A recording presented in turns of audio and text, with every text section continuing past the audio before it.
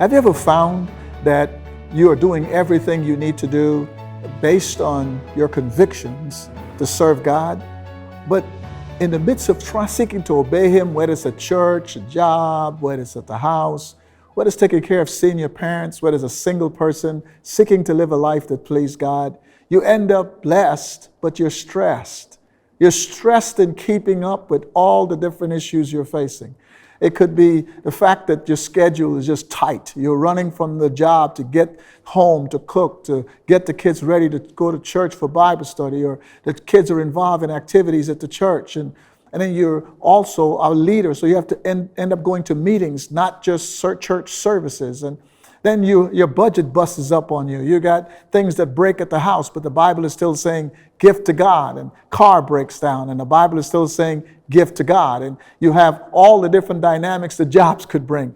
It may be not hiring enough people, so now you have more work on you that you got to get done. So when you get home, you turn around and you now have to deal with putting the kids to bed and all the different things that you may be required of you. And then you sit down trying to get caught up on your job and you just feel worn out.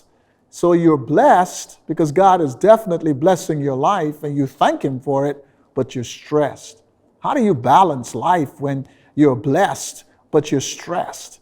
And many times when we come to how we live, it is interesting that we put a lot of emphasis on what we are doing, somewhat religiously, rigid in a way, because when we have these things all lined up, we know God must be pleased.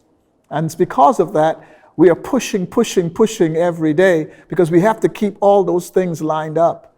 And I want to challenge you today that many times for me as a pastor, with all the demands that are on me, that it's easy for me to meet all those demands, but my prayer life isn't there anymore.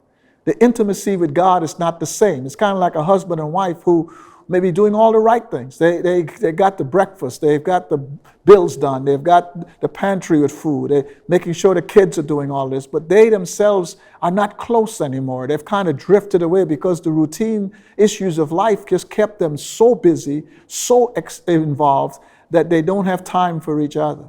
What causes things to be less stressed when you're blessed? Communication. Taking time to rest when we're tired. You say, oh, well, but I can't do that because I have this. No, sometimes it's better to get a bit of rest so that you're more effective with what you have to do. It's not what you've lost, it's the limitations that God has allowed us to have. He's allowed us to have some limitations where we get tired sometimes. And so cut back on the television so you get the rest you need.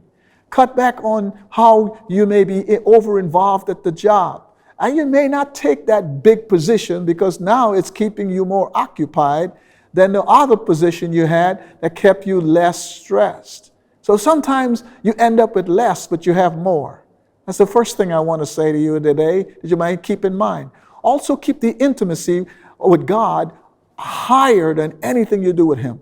A prayer life. Think about people like Paul, busy, writing half the New Testament, but I would pray without ceasing.